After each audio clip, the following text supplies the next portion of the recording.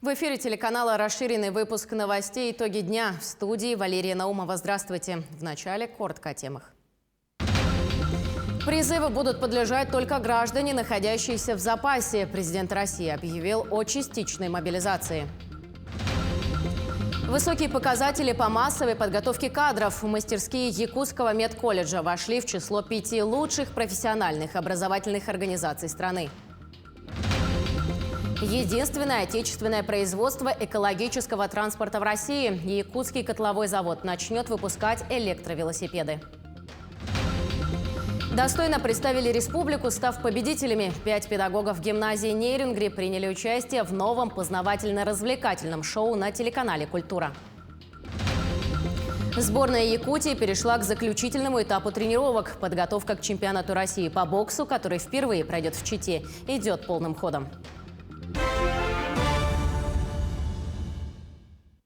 Президент России Владимир Путин объявил о частичной мобилизации. Он подписал соответствующий указ. Документ опубликован на сайте Кремля.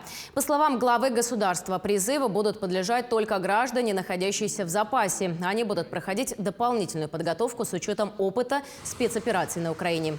Мобилизационные мероприятия начнутся с сегодняшнего дня. Главам регионов поручено обеспечить призыв по мобилизации. Его сроки и объем для каждого региона определяет Минобороны. Призванные по мобилизации получат статус военнослужащих по контракту. Сотрудникам предприятия оборонно-промышленного комплекса предоставлено право на отсрочку от призыва. Считаю необходимым поддержать предложение Министерства обороны и Генерального штаба о проведении в Российской Федерации частичной мобилизации. Повторю, речь идет именно о частичной мобилизации. То есть призыву на военную службу будут подлежать только граждане, которые в настоящий момент состоят в запасе. И прежде всего те, кто проходил службу в рядах вооруженных сил, имеет определенные военно-учетные специальности и соответствующий опыт. Призванные на военную службу перед отправкой в части в обязательном порядке будут проходить дополнительную военную подготовку с учетом опыта специальной военной операции. Указ о частичной мобилизации подписан. Министр обороны Сергей Шойгу рассказал, как будет проходить частичная мобилизация. Мобилизационный ресурс страны составляет почти 25 миллионов человек. Частичной мобилизации подлежат чуть более 1% россиян. Те, кто отслужил, имеют военно-учетную специальность и боевой опыт. Студенты и срочники не подлежат частичной мобилизации и отправке на спецоперацию. Как заявил Шойгу, такие меры необходимы для контроля линии соприкосновения в 1000 километров. В общей сложности планируется призвать 300 тысяч резервистов. Владимир Путин обратился к россиянам. Он объявил, что Россия поддержит решение о своем будущем, которое примет большинство жителей Донецкой, Луганской народных республик, Запорожской и Херсонской областей. Глава Якутии Айсан Николаев сегодня провел расширенное совещание по вопросам исполнения указа президента. В республике необходимо обеспечить частичную мобилизацию граждан в сроки и количестве, которые будут установлены Министерством обороны. Всем членам правительства, министерств, главам регионам и муниципальных городских образований, депутатам всех уровней необходимо включиться в работу. Также поручено до конца сегодняшнего дня пересмотреть ряд планируемых мероприятий, особенно праздничных. Наука всегда была и остается двигателем прогресса. Об этом сообщил директор Департамента науки и инноваций Северо-Восточного федерального университета Нинель Малышева. По ее словам, в условиях новых экономических и политических ограничений стоит понимать, что эта сфера имеет уникальный ресурсный потенциал. Якутия является одним из тех регионов, где происходит научно-технологическое развитие. При этом не только в области региональных тематик, но вместе с тем республика имеет достойные позиции в таких областях, как геномная медицина, математическое моделирование, биофармацевтика и клеточные технологии.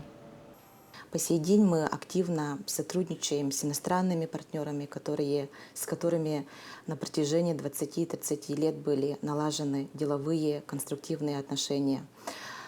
Сегодня, конечно же, якутская наука имеет свое особенное место в российской науке.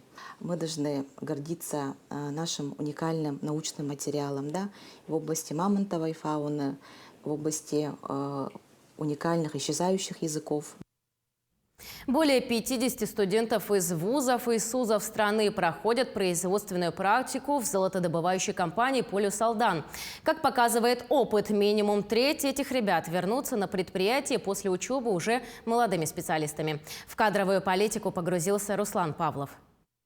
Производственная практика в золотодобывающей компании «Полюс Алдан» для всех студентов начинается с вводной экскурсии в поле. Уже на этом этапе молодежь погружается в нюансы и масштабы производства, которые несравнимы с описанием в учебниках.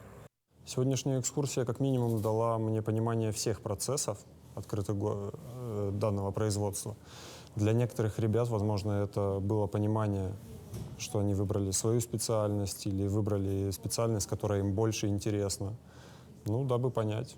Для меня же это, наверное, такая возможность понять все производство от начала и до лигатурного золота.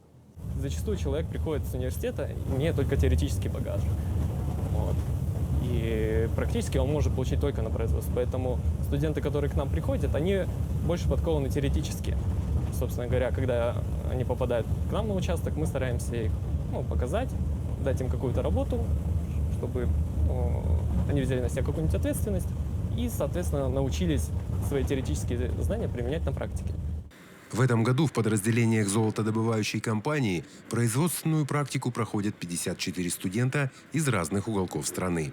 От Санкт-Петербурга до Якутска протянулась география высших и среднетехнических образовательных учреждений, в которых учатся молодые люди. Уже традиционно в «Полюс Алдан» проходят практику учащиеся Алданского политехникума. Приехали получить практические знания, в учебных заведениях получили теоретические, приехали к нам их закрепить. Ну и самое главное, понять, правильно ли выбрали свое направление, пообщаться с коллективом, с людьми. Отмечают и сами наставники, что и уровень подготовки вырос, ну и плюс сами ребята такие толковые приезжают, интересуются, постоянно что-то просят, чтобы им показали, рассказали. Молодцы. За время практики ребята получат не только богатый опыт, но и неплохую зарплату, что для студентов актуально. Компания, в свою очередь, укрепляет кадровый состав молодыми специалистами с опытом работы. Руслан Павлов, Александр Лукин, Алданский район, поселок Нижний Куранах. Мастерские Якутского медицинского колледжа вошли в число 5 лучших профессиональных образовательных организаций страны, которые достигли высоких показателей по массовой подготовке кадров на базе мастерских. Подробнее об этом, а также о программах практического обучения узнавала Марфирина Алексеева. На базе колледжа действуют 4 инновационных мастерских, и все они признаны лучшими в стране. Из почти 4000 профессиональных образовательных учреждений страны Якутский медколледж вошел в 5 лучших учебных заведений. Направления мастерских актуальнейшие. Это медицинский и социальный уход, лабораторный медицинский анализ, лечебная деятельность и стоматология ортопедическая. Все они обеспечивают подготовку кадров и повышение квалификации по множеству образовательных программ. К примеру, в мастерских дополнительно проводят профориентационные курсы, обучают нетрудоустроенных пенсионеров и женщин, находящихся по уходу за детьми. 4 мастерские, которые сейчас у нас работают, они работают 2 смены. Мы эти мастерские, они пользуемся реализацией образовательного процесса. Это у нас 2500 наших студентов. Педагогические коллективы здесь занимаются, все проходят учебную практику здесь, и подготовленными они идут уже в больницы. Оснащение отвечает современным стандартам и, пожалуй, самое важное – мастерские максимально приближены к реальным рабочим местам будущих специалистов. А манекены-тренажеры способны воссоздать реальные жизненные ситуации в медицинской практике. На сегодня уже есть результаты практического обучения. Студенты медколледжа не раз брали золото в международных соревнованиях, демонстрируя высокое качество обучения. К чемпионату я готовился на базе новых мастерских Якутского медицинского колледжа. Тренировался я на новых интерактивных манекенах и муляжах. Отработка на этих манекенах дала мне совершенствовать свои практические навыки в дифференциальной диагностике, неотложной помощи и в оказании акушерской гинекологической помощи. На данный момент ведутся работы по открытию еще 2 мастерских в направлениях фармацевтическое дело и прикладная эстетика. На сегодняшний день в Якутии действует 55 мастерских в 14 колледжах и техникумах республики. К 2024 году планируется организовать еще 30 мастерских. Данные работы реализуются в рамках федерального проекта «Молодые профессионалы» и нацпроекта «Образование». Марфелина Алексеева, Семен Семенов, Якутск. Меры федеральной и региональной поддержки позволили не только сохранить в Якутии число занятых в сфере предпринимательства, но и увеличить его. По данному показателю республика входит в десятку лучших регионов страны. Сегодня в республике зарегистрировано более 39 тысяч субъектов малого и среднего предпринимательства. Общая численность занятых в сфере малого и среднего предпринимательства, включая индивидуальных предпринимателей, составляет более 120 тысяч человек. Самозанятых более 25 тысяч. Растет оборот продукции и услуг, производимых средними и малыми предприятиями, в том числе микропредприятиями и индивидуальными предпринимателями Якутии. К слову говоря, в столице республики проходит форум предпринимателей. В рамках этого мероприятия прошло заседание круглого стола «Сделано в Якутии». Были рассмотрены вопросы по продвижению брендов в условиях санкций. Также затронули тему выхода товаров на внешний рынок, а именно обеспечение экспорта не только внутри Российской Федерации, но и в дружественные страны. Встал вопрос о необходимости создания единого бренд-центра «Город мастеров», так как, по словам спикеров, без брендов туризм не может развиваться. Одним из ярких моментов стало вручение товарного знака Немегюнскому хлебозаводу. Еще одно немаловажное мероприятие в рамках форума – это тренинг. В нем приняли участие 18 руководителей из разных сфер деятельности. А сам тренинг провела приглашенный бизнес-тренер из Санкт-Петербурга. Мы рассказали в этом проекте о том, что управление временем состоит из нескольких факторов, из нескольких этапов. Для того, чтобы эффективно управлять своим временем, нужно, во-первых, правильно ставить цели и понимать, какой результат для тебя важен. В первую очередь это важно, конечно, для предпринимателей. Во-вторых, когда есть цели, есть задача. Нужно правильно расставить приоритеты. Какие-то цели выполнять в первую очередь, какие-то потом. Ну и третье, это очень важна мотивация. В целом форум стартовал 19 сентября и продлится 5 дней. За это время самозанятые предприниматели и все, кто желает открыть свое дело, участвуют в дискуссиях, практикоориентированных воркшопах и мастер-классах, а также знакомятся с лучшими бизнес-кейсами и устанавливают новые деловые контакты. Подробнее про форум и не только поговорим с гостем нашей студии. Это Тимур Ханды, министр по делам предпринимательства, торговли и туризма Республики Саха-Якутия. Тимур Юрьевич, здравствуйте. Добрый вечер. Ну, как я уже сказала, форум, семинар проходит уже 3-й день. Расскажите, пожалуйста, можно ли провести какие-то промежуточные итоги и что запланировано на последующие 2 дня? Форум проходит действительно 3-й день. Очень интересные площадки ежедневно, чуть ли не параллельно проходят по всем направлениям. Мы затронули в этом году абсолютно все отрасли предпринимательства, начиная от торговли, заканчивая определенными видами деятельности, допустим, раздельный сбор для предпринимателей. Завтра площадка у нас самая, наверное, плотненькая начинается. Мы завтра затрагиваем проблемы и пути решения для самозанятых, про меры поддержки. Конечно, очень мероприятие, вот вы говорите, воркшопы, да, наверное, не все понимают, что это такое. Это когда самозанятые показывают уже на своем личном примере, чем они занимаются, пошив изделий, приготовление тортов и всякие другие мероприятия. В целом, конечно, у нас 23 числа тоже довольно-таки насыщенный день. Мы затрагиваем и торговлю, мы затрагиваем меры поддержки. На каждой площадке ведется резолюция. Коллеги из Центра «Мой бизнес» подводят итоговый документ, и на пленарной сессии 23 сентября мы будем вместе с предпринимателями утверждать резолюцию нашего форума. Это те мероприятия, которые должны сделать мы все вместе. И органы исполнительной власти, общественные объединения, муниципалитеты. И в целом это, конечно, должно быть, наверное, одной из самых главных коммуникативных площадок не только для тех, кто работает в городе Якутске, но и для тех, кто находится в районах. Сегодня не все смогли посетить, поэтому нами была организована ВКС, это видеосвязь, чтобы все могли посмотреть посмотреть, принять участие, задать вопросы.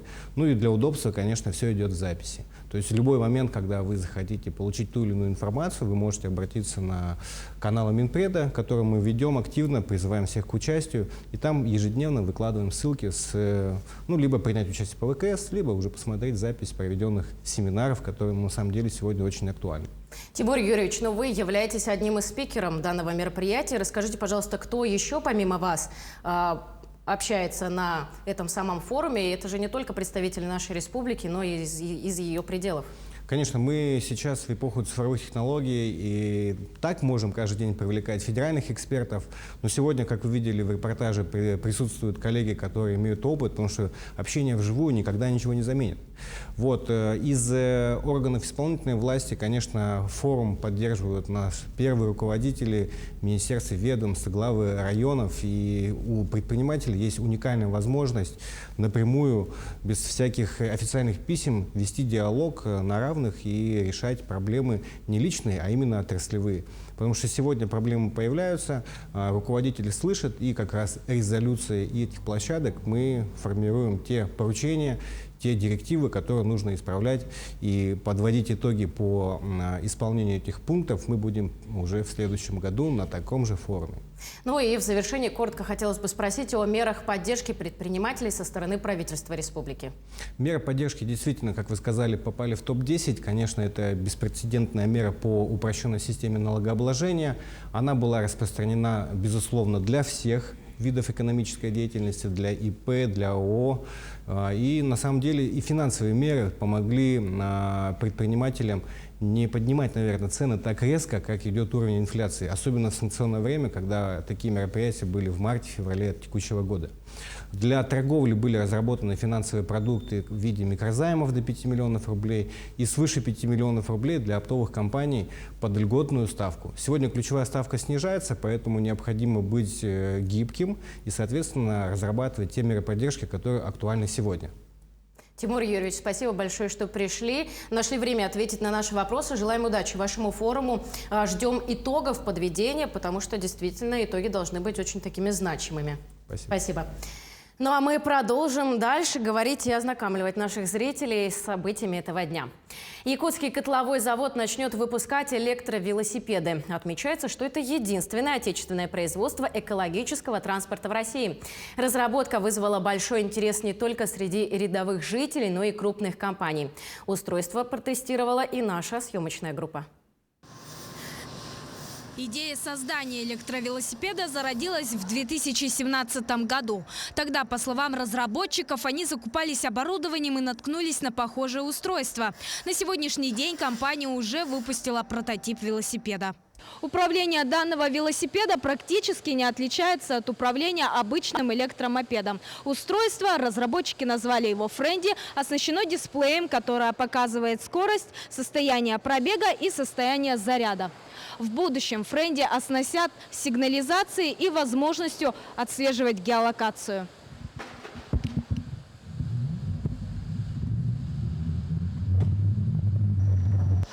Как признается разработчик, над прототипом еще надо поработать, чтобы к продаже в октябре был готов по-настоящему надежный электровелосипед. Планируется, что устройство будет отличаться высокой проходимостью, что особенно актуально для сельской местности. Я думаю, по цене будем уже конкурировать. Простота эксплуатации, крепкость, надежность. И особое отличие – это уже высокая грузоподъемность.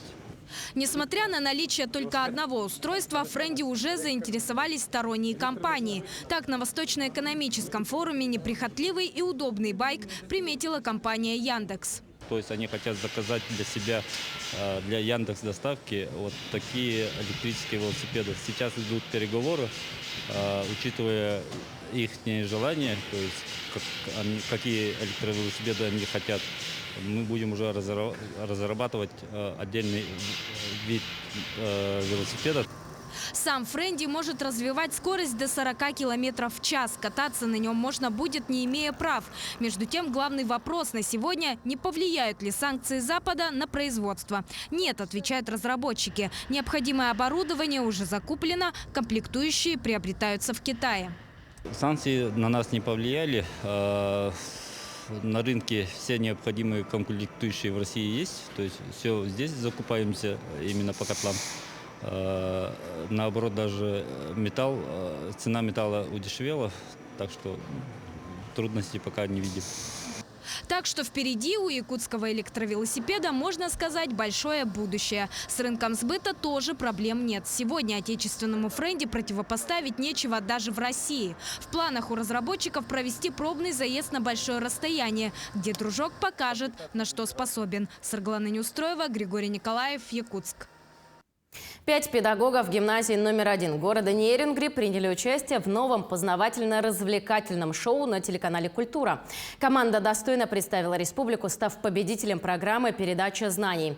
«Передача знаний» – это совместный проект Министерства просвещения России и телеканала «Культура». Во время игры участники продемонстрировали свои профессиональные знания, навыки, поделились педагогическими секретами. Всего в проекте приняли участие 34 команды. Команда педагогов из гимназии номер 1 – это победители и лауреаты конкурса «Учитель года». Каждый участник отвечал за определенную область знаний, но был готов к неожиданным поворотам. Данный конкурс был направлен на общую эрудицию учителя, и, соответственно, подготовка была очень разносторонней. То есть мало знать свою предметную область, нужно быть подкованным в различных областях. Так как данная передача, она ориентирована на очень широкий круг зрителей.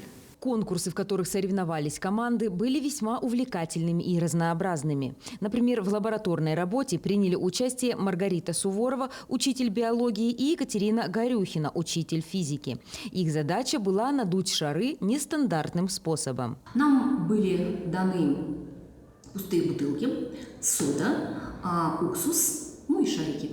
За 1 минуту необходимо было наполнить шары содой, одеть эти шарики налить в бутылки уксус и одеть на них шарики. В этот момент, естественно, происходит химическая реакция, выделяется углекислый газ, шары надуваются. Не просто пришлось Любови Матросовой, учителю начальных классов. Ей предстояло соревноваться в силовом конкурсе с учителем физической культуры с 35-летним стажем. У нас были абсолютно одинаковые задания. Нужно было соединить достаточно упругие резинки и соединить их между собой крючочками.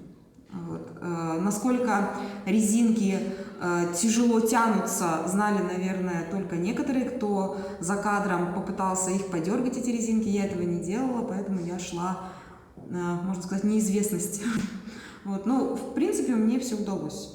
Команда из Тамбова стала достойным соперником, но итог соревнований – ничья. И обе команды получили титул победителя. В эфир передача с участием команды нашей республики выйдет 9 октября на телеканале «Культура». Ирина Лазаренко, Вадим Барашков, Нерюнгри. Биолог и ученый-зоолог по образованию, фотограф-анималист в душе. А еще летописец природы родного края. Так называли талантливого якутского фотохудожника Александра Кривошапкина-Дерсу.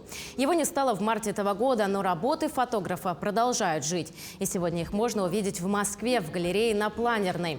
В экспозиции «Охота без выстрела» представлено порядка 30 снимков Александра Дерсу. Это пейзажи, растения, насекомые, животные Якутии. Каждый снимок буквально влюбляет в природу. Экспозиция «Охота без выстрела» в галерее на Планерной продлится до конца этой недели, отмечают организаторы. Затем фотовыставка переедет в здание постоянного представительства Якутии в Москве. Когда мы готовились к этой выставке, действительно очень большой файл фотографий. Начиная с 2007 по 2022 годы папка содержит времена года и все по датам. То есть очень сложно было мне найти эти фотографии. Но мы это сделали, отобрали самые лучшие. Золотой фонд его фотографий. Он все это с любовью все сохранил, все это скорректировал. Никто же не думал, что он так рано от нас уйдет. Это случилось, но тем не менее он оставил очень большое, богатое наследство. У Саши работы были очень-очень лаконичные. Он был охотник в душе и абсолютный пацифист по выражению своих работ. Вот то, что он видит, это то, что было действительно. Они этим и хороши, что они абсолютно подлинные. Они абсолютно творческая работа творческого человека. И в завершении расскажем о спорте. Подготовка к чемпионату России по боксу, который впервые пройдет в Чите, идет полным ходом. В спортивном комплексе «Триумф» сборная Якутии перешла к заключительному этапу тренировок. Как себя чувствуют спортсмены, узнал наш корреспондент. Перед крупными соревнованиями особое значение приобретает подготовка боксеров. Спортсмены должны в сжатые сроки мобилизовать все ресурсы своего организма. В условиях мягкого среднегорья на высоте порядка 1100 метров над уровнем моря сборная провела специальную физическую тренировку, совершенствуя тактико-техническое мастерство. До этого мы ездили в Среднегорье, функциональная была подготовка. И непосредственно за 2 недели перед чемпионатом у нас вот заключительный этап. Мы работаем больше в парах, на скорости. Спортсмены чувствуют себя хорошо. Здесь у нас вот центр спортивной подготовки обеспечено всем. Полноценное питание, проживание и полноценное медицинское обеспечение. Одна из основ победы на боксерском ринге – это правильное дыхание. Рваный темп и переменная интенсивность поединка подвергают организм огромным нагрузкам. Одно из упражнений, позволяющих улучшить вентиляцию легких и силу удара – это сочетание движений с фазой выдоха.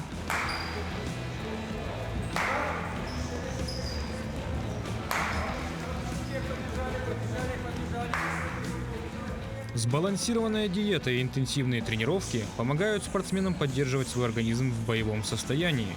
В первый день чемпионата все боксеры пройдут процедуру взвешивания. Необходимо уложиться в лимит определенной весовой категории, иначе могут последовать штрафные санкции. Команда сборной Саха-Якутии на данный момент хорошо подготовлена. Сейчас работаем над весом. Осталось 10 дней до чемпионата. Всего в составе сборной Якутии на чемпионат отправится 14 человек в 7 весовых категориях. Также в соревнованиях будет участвовать 2-кратный чемпион Европы, 4-кратный чемпион России и серебряный призер чемпионата мира Василий Егоров. Константин Волков, Владимир Павлов, Якутск. На этом у нас все. Всего доброго.